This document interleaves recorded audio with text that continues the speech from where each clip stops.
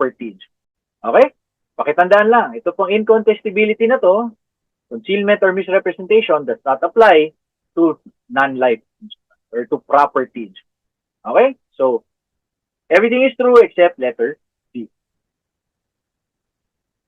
Next. Okay?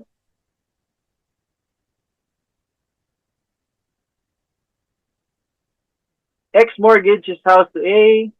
Upon default, the property was foreclosed with A as the highest bidder. In relation thereto, consider the following. O statement 1. X, okay, may no longer insure the house against fire during or after the redemption period. Okay? During or after the redemption period. Now, this is false. Bakit? Kasi, while it is true na after, sorry, ito, highlight natin. Okay? While it is true na after the redemption period, hindi na pwede. It is, kapag during the redemption period, pwede mo pa rin i-insure yung bahay. Okay? Bakit? Kasi meron ka pang insurable interest fund. Remember, during the redemption period, meron ka pa rin right, okay, related dun sa bahay.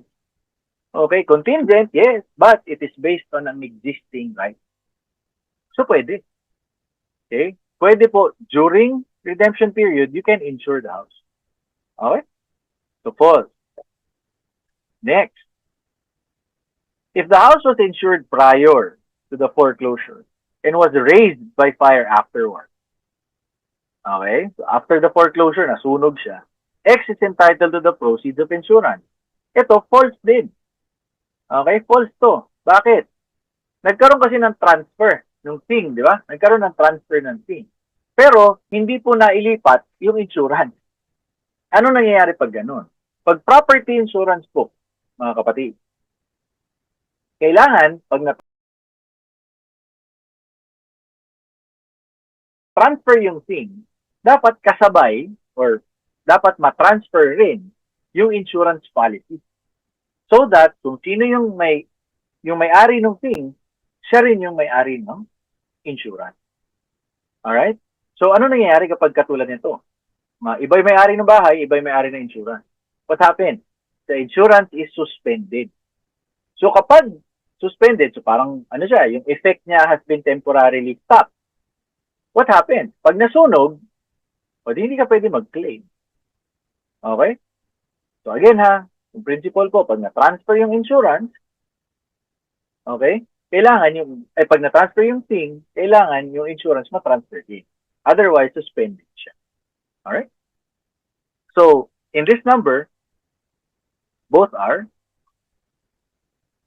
next. Okay, in an insurance policy other than life, after proof of loss is received by the insurer and ascertainment of the loss or damage, remember proof of loss is received and ascertainment. Okay, so dalawa. The claim for insurance must be settled within 30 days. Pag non-life guys 30 days. Pero kailan ka magbibilang ng 30?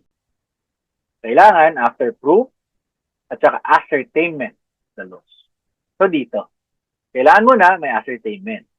Saka ka lang magbibilang ng 30 days. Kailan mo gagawin yung ascertainment? Pag napatunayan, may loss talaga. Okay? So letter A. Alright. Labor. Labor naman. Now, X is a rank and file employee. Okay. So, X is a rank and file employee of ABC who earns a statutory minimum wage. Assume that Friday is a regular holiday for the upcoming week. In relation thereto, consider the following. Alright. Now guys, yung absent, may rules lang yan may rules lang.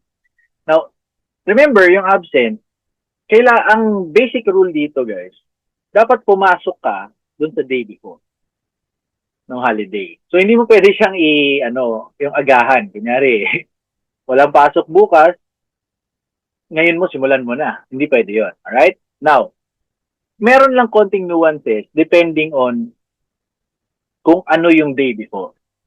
Alright? So, dito po, lahat ito ay, well, yung statement 1 po, true. Okay, ito, true ito. Alright? So, remember ha, absent ka nung Thursday. Friday, wala pasok. Absent ka nung Thursday, walang dahilan. Okay? Hindi ka naka-leave. Pero pumasok ka ng Friday. Okay? Absent ka ng Thursday, pero pumasok ka ng Friday. Entitled ka pa rin sa holiday pay.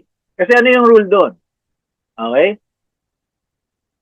So, if you are absent on the day before or immediately preceding, so dito, Thursday, you may not be paid the required holiday pay, okay, if you do not work on such regular holiday. So, ano ibig sabihin nun? Wala kang holiday pay unless magtrabaho ka dun sa holiday mismo. So, makukuha mo yung regular pay mo dyan plus yung holiday pay. Alright? Now, ito naman. Dito sa situation sa statement 2, Thursday is your rest day. So, wala talagang pasok niyan. Okay? Pero, since rest day mo yan, walang pasok sa Friday, anong ginawa mo? Nag-absent ka nung Wednesday. Alright? So, again ha, yung Friday, holiday yun. Ngayon, yung Thursday, rest day mo. So, hindi mo kailangan pumasok talaga. Pero, Wednesday ka nag-absent. Okay? Anong ginawa mo? Present ka nung Friday. Nag-guilty ka, pumasok ka. Alright? Now, dito, ito false na yan. Okay? Hindi ka entitled sa holiday pay. Alright? Hindi ka entitled. Sa holiday pay lang. Babayaran ka ng daily mo, pero wala kang holiday pay. So, hindi magdo-double. Okay, bakit? Pansinin mo yung difference. Meron kang rest day, tapos nag-absent ka yung day before. So, parang ano nangyari? Dalawa yung absent mo. Okay, dito isa lang eh. Ito, dalawa. Alright? Now, lastly, ito naman, successive. Okay?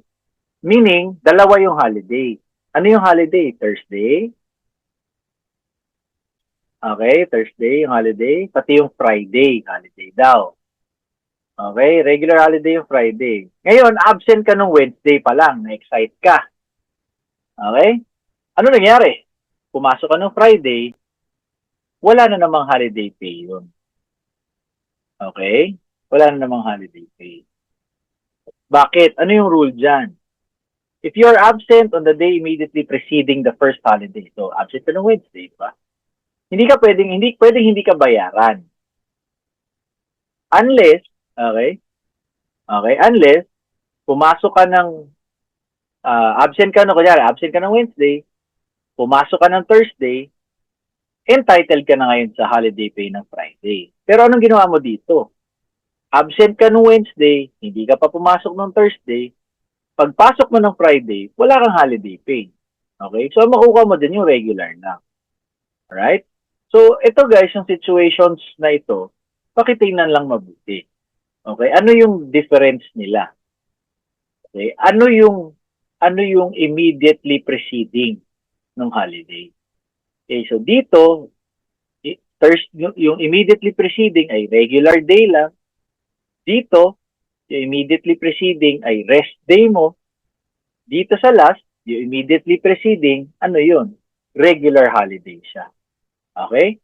So, dito po, okay, yung statements 2 and 3 natin ay false. So, therefore, anong sagot natin? Letter. Okay. Next. Alright. Ito po, all are true. Ito ha. So, pakibantayan. In case of live childbirth, okay, husband, 14 days. Possible, 14 days. Bakit? Kasi pwedeng yung paternity leave, tapos yung allocated maternity leave. Di ba yung sa maternity, pwede siya mag-allocate ng 7. Ngayon, yung husband, entitled siya sa paternity. Okay? Possible. Kasi pwede siya mag-comply. Ngayon, pag unmarried ka, father, 7 lang ang pwede. Okay? ano yun? Either yung allocation ng maternity leave, kasi doon hindi nagdi-distinguish eh. So, pwede ka ma-allocate ng 7 or yung solo parent. Okay? Yung parental leave. Pwede. Ibig sabihin, nasa iyo yung bata. Okay? Nasa iyo. Okay? So, yun po yung disadvantage pag unmarried father. Mas konti yung leave na pwede. Okay? So, again ha, 14 days to. Bakit? Kapag husband, pwede siyang mag-paternity leave tapos yung allocation. Ngayon, pag unmarried father, disqualified na from paternity leave yan, pero meron siyang choice, ay may possibilities na available sa kanya. Pwede siyang bigyan ng allocation pa rin, maternity, or pwede siyang mag-avail ng parental leave. Well, kung nasa kanya yung bata. Okay? Sige. Next, live birth of the 5th child, maximum of 150 days. True yan. Okay? Kasi, well, di ba yung maternity leave, hindi naman nagbibilang yun. Kahit ilang beses ka mga anak, okay lang. Okay? Tapos, bakit maximum of 150? Kasi, di ba may 105. Pag solo parent ka, may plus 15. Okay? Ngayon, yung pwede mo, yun yung paid leaves. Ngayon, pwede mong i-extend ng another 30 days. Yun nga lang, unpaid na yun. Pero pag tinotal mo siya, 105 plus 15 plus 30, that is 150. Okay? Not available in case of miscarriage. Oh, bakit? Kasi di ba remember, solo parent to eh. So dapat may anak. Kapag miscarriage, unfortunately, hindi po nabuhay ang bata dyan. So, hindi available ang parental. So, true yan. Okay? All are true po. Sige. Next, SSS. Alright. Manning agencies are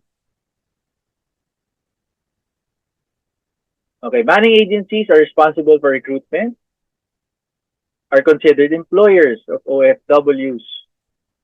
Responsible recruitment and placement of OFWs are considered as employers.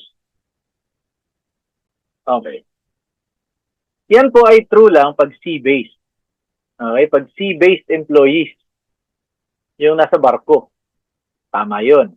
Pero kapag po land-based, hindi po. Kasi yung land-based OFW, hindi po sila considered employee. Diba? Sa SSS, considered sila as yung independent, yung self-employed. Okay? Considered silang self-employed. So again yung distinction. Remember hindi po lahat ng OFW.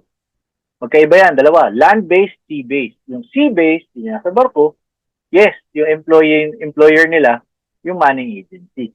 Pero pag land-based ka, you are considered self-employed. So, false yan. Okay, compulsory coverage, both employees and employers must register. Tama naman. Not over 60 years old. False yan. Okay, bakit? Yung 60 years old po, yan po ay limit sa employee. Pero yung employer ay kahit 70, kahit 100 years old yan. Pwede magiging compulsory basta mayroon siyang empleyado. Again, yung 60 years old, limit yan sa employee lamang. Okay, hindi po covered ang employer yan. So, none are.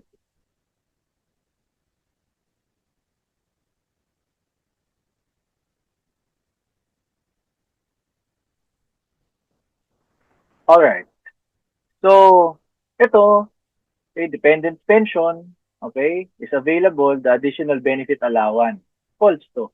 Hindi po kasama. Ito yung yung 1,000 yung dinagdag nila President Duterte, ba? Ganyan. 1,000 na. Well, dapat 2,000 siya pero hindi pa naayos yung funding. Pero the point is, yung dependent pension walang ganito. Okay, doon lang sa main pension to, yung sa retirement pension, doon lang kasali yung 1,000. Okay, pero sa dependent hindi. Okay, death of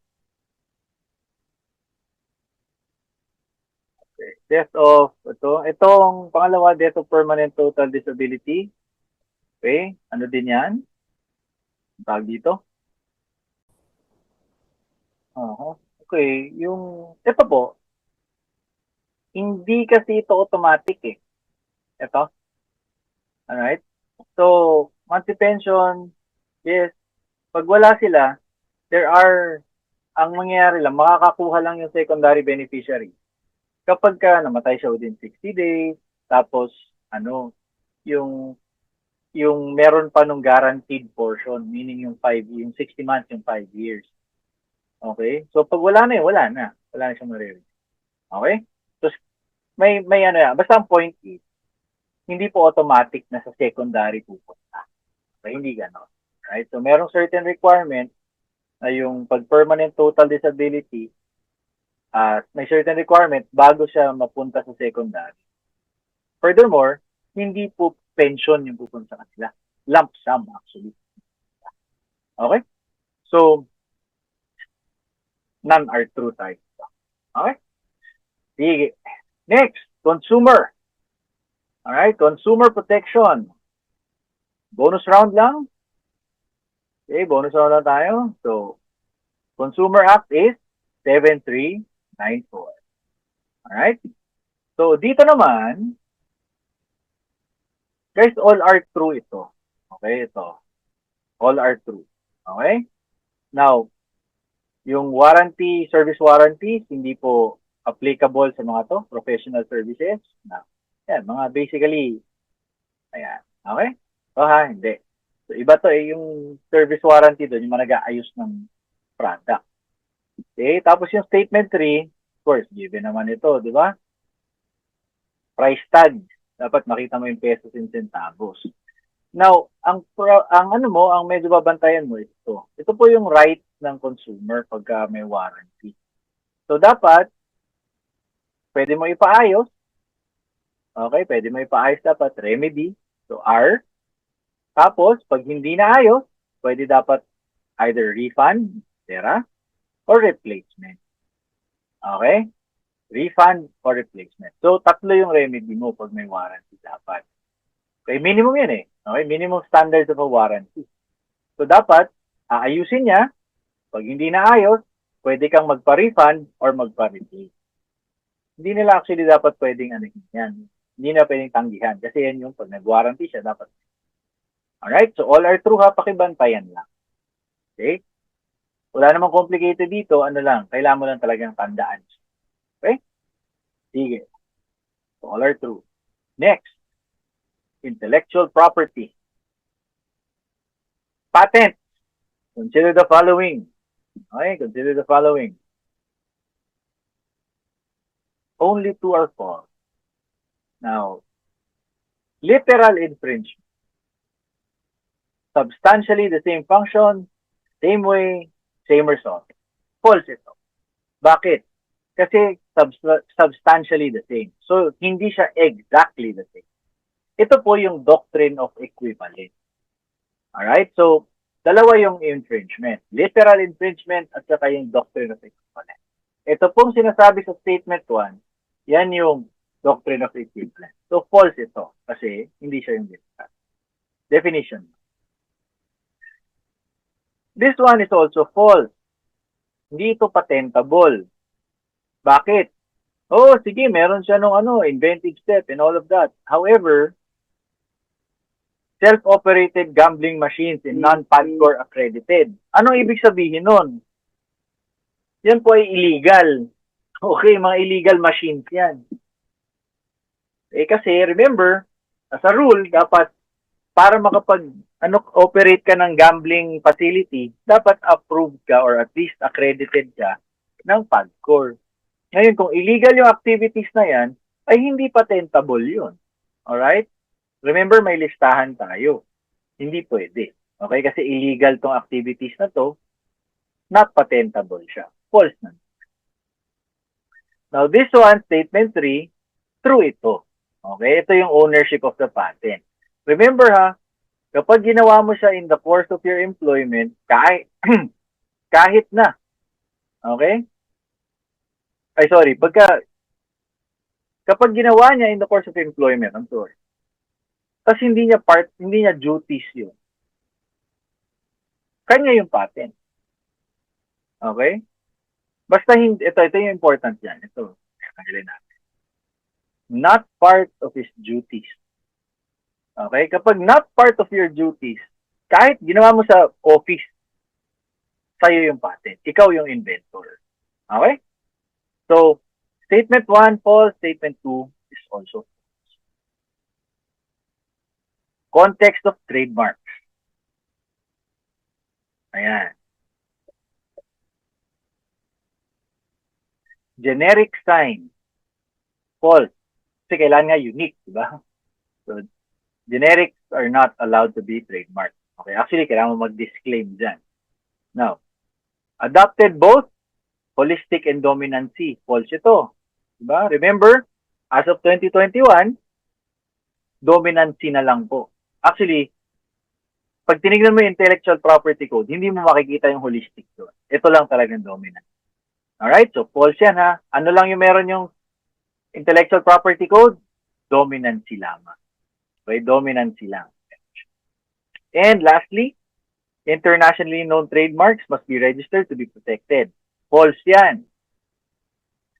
Pag internationally well-known, hindi po kailangan i-register para maging protected. Although, may mga bonus siyang nakukuha kapag registered siya. Yung protection niya nag-extend even to unrelated goods. Okay? So again ha, pag internationally well-known, you don't need to register. Protected na yan. Okay? So all are false. Okay, data privacy. Ito po, okay, itong dalawang cases natin na to, none are true. Right? Now,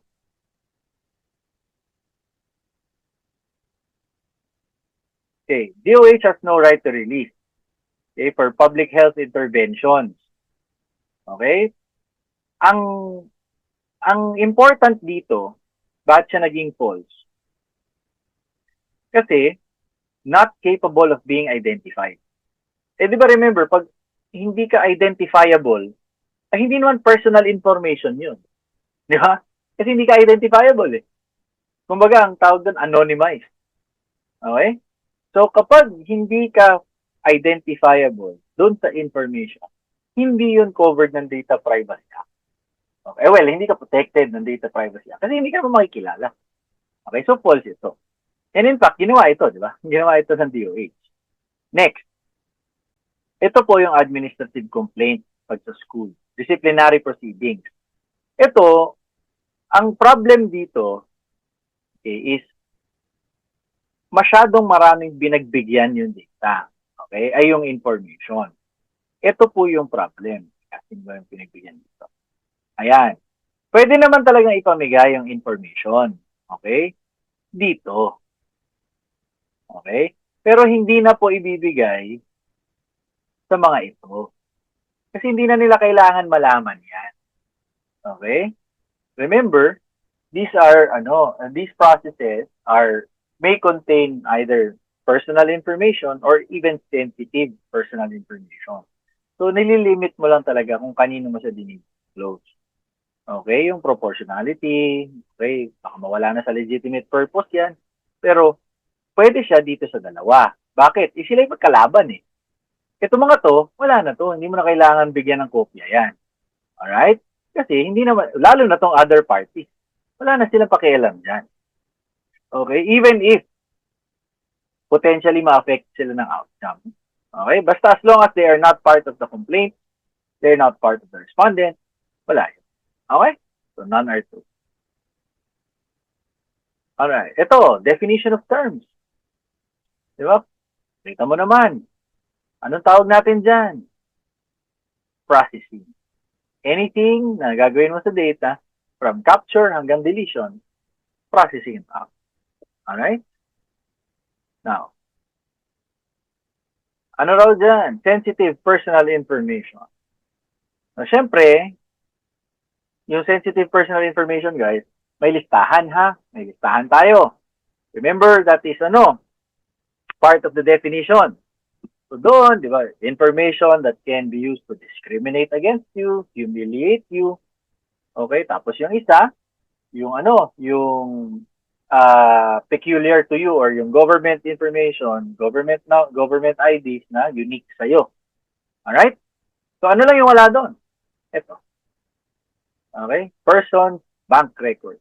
Wala yan dyan. Okay? Wala po. Your bank records are not considered sensitive personal information under the Data Privacy Act. Okay? Sige. So, dito, anong sagot natin? Only 2 are kasi false ito. Wala natin. Okay?